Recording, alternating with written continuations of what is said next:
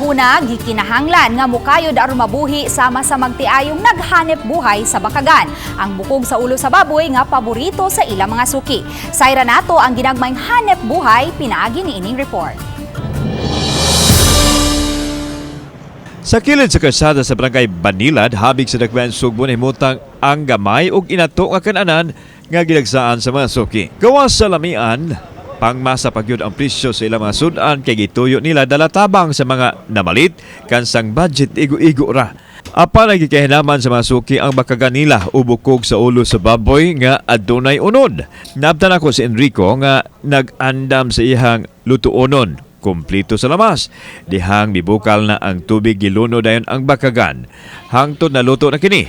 Bukugon man apan unlimited ang sabaw nga makapasamot sa pagdugok sa ilahang mga suki. Gawas sa bakagan sa panyong specialty dere. Kanang manok Bisaya Pila yung manok Bisaya? sa isinta.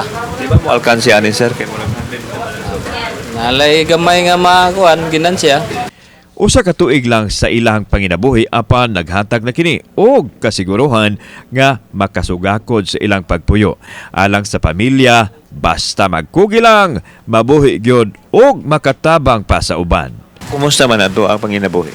Okay raman maka sustainer na gid sa kuan. Kauban si Rod Prado, ako si Alan Domingo. Balitang Bisdak.